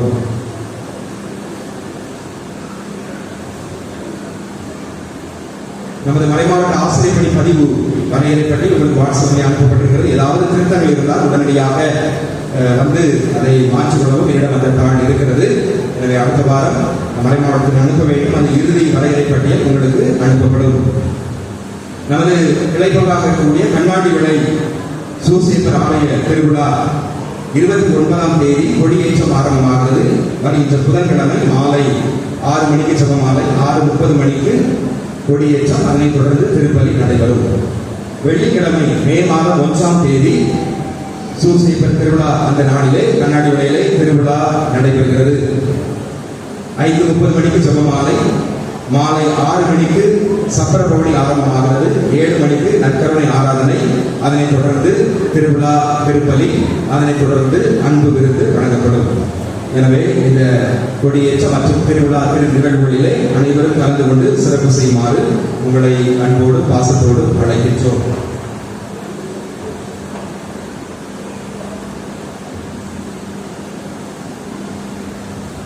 அனைவரும் இருப்போம். அத்தனை நிகழ்ச்சிகள் மிகச் சிறப்பாக, அருமையாக, நேர்த்தியாக, முழுமையாக நடைபெறுவதற்கு காரணமாக இருந்தவர் நம்முடைய பங்கு தந்தை அவர்கள். நம்முடைய பங்கு தந்தை அவர்கள் அனைவருக்கும் நன்றி சொல்வதில் நன்றியுணர்வு மிக்கவர். அதோடு கூட அனைவரையும் பாராட்டும் குணமடைந்தவர். எப்படிப்பட்டவர்களாக இருந்தாலும் அவருடைய இருக்கிற நல்ல பண்புகளையும் திறமைகளையும் நமக்கு எல்லாருக்கும் தெரியாது இல்லையா? நமக்கு எல்லாருக்கும் என்ன செய்வாங்க, தெரியப்படுத்துவாங்க. ஒவ்வொருத்தருக்கு நல்ல பண்புகளை பாராட்டு தன்மை கொண்டவர், எளிமையானவர், பழகுவதற்கு இனிமையானவர்.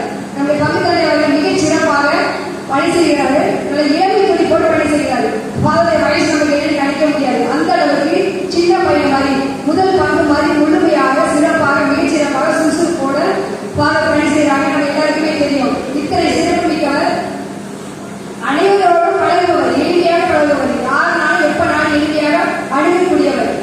நம்ம எந்த காரியம் கேட்டாலும் எளிமையாக போய் ஃபாதர் அணுகலாம். அந்த அளவுக்கு நம்மளுடைய எல்லாருக்கிட்டையுமே சுமூகமாக பழகக்கூடியவர், யதார்த்தமானவர், நேர்மையானவர். எல்லாருக்கிட்டையுமே அந்த நேர்மையை இருக்க முடியாது. ஆனால் ஃபாதர்கிட்ட அந்த நேர்மையை பார்த்துட்டு உண்மை பேசுவார். உண்மையானவர், நேர்மையானவர். ஃபாதர் முக்கியமாக நான் என்ன சொல்றேன்னா, இந்த பங்குல நாங்கள் நினைச்சது பாக்கியம். எத்தனையோ பங்கு ஃபாதர் நம்ம பார்த்துக்கிறோம். நம்ம பங்கு ஃபாதர் மாதிரி எல்லா காரியங்களையும் எளிமையாக நம்மளோட உரையாடுவாங்க. எந்த ஃபாதரையும் நம்ம சொல்றதை நம்ம செய்வோம். ஆனால் நம்ம ஃபாதர் மட்டும் நம்ம கிட்ட டிஸ்கஸ் பண்ணி கேட்பாங்க. இது செய்யலாமா, இது இப்படி செய்யலாமா, ஒவ்வொருத்தையும் ஒவ்வொரு காரியம் செய்யும் போது நம்மகிட்ட கலந்து ஆலோசித்து அந்த அளவுக்கு நமக்கு முக்கியத்துவம் கொடுக்குறாங்க. யாராக இருந்தாலும், எப்படிப்பட்ட குழுவாக இருந்தாலும், ஒவ்வொரு சின்ன சின்ன பணியாக இருந்தாலும் நம்மளோட அனுமதியோட, அதாவது நம்மளுடைய விருப்பத்தோட அதை கலந்து ஆலோசித்து அந்த பணி எல்லாருக்கும் நீங்கள் எழுது அந்த அத்தகைய நல்லவனம் கொண்ட நம்முடைய ஃபாதருக்கு பொன்னாடியை போட்டு இந்த நல்ல நாளிலே என்னுடைய ஆசையும் வருடம் அபரிதமாக கிடைக்கும். இந்த அழகான ஒரு அருமையான திருப்பலை நிறைவேற்றி கொண்டிருக்கிறார். அவரை நன்றி கூறுவோம். அதோட இந்த பொன்னாடி அணிவிக்க அனைவரையும் கடவுளை எழுப்பி நம்முடைய பாராட்டுகளை நன்றியையும் அதோட கூட இந்த ஆசையை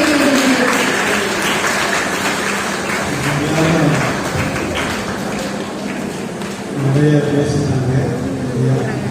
அதை பற்றி நான் 2 வார்த்தை சொன்னால் நல்லா இருக்கும்.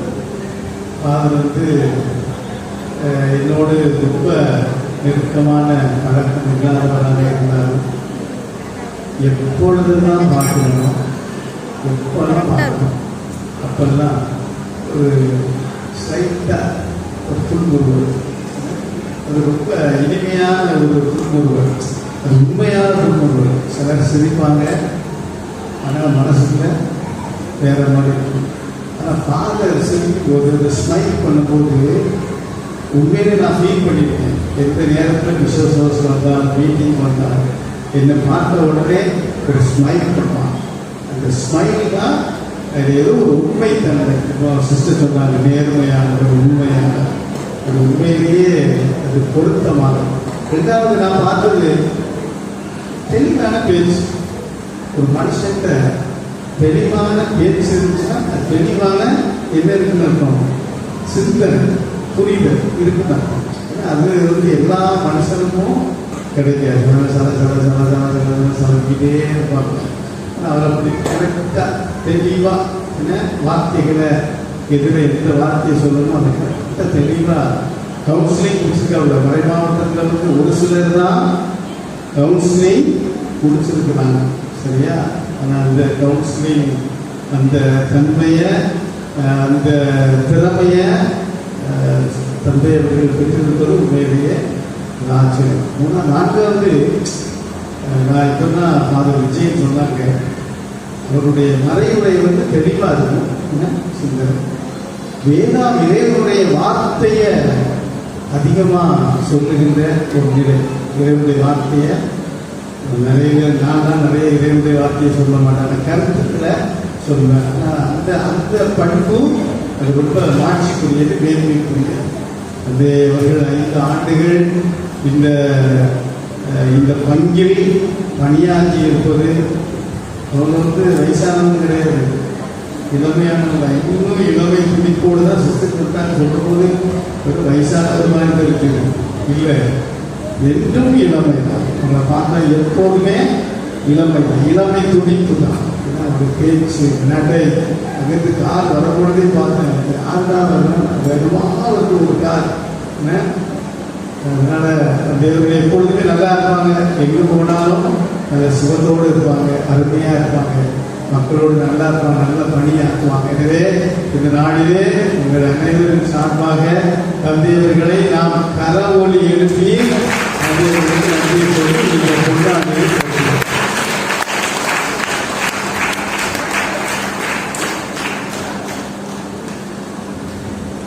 இருப்போம். ஆண்டவர் உங்களோடு இருப்பாராக.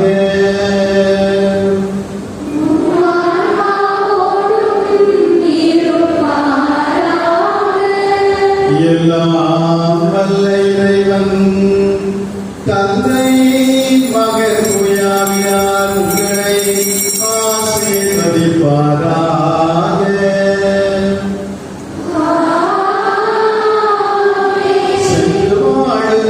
கடவுள் நம்மோடு. அல்லேலூயா அல்லேலூயா.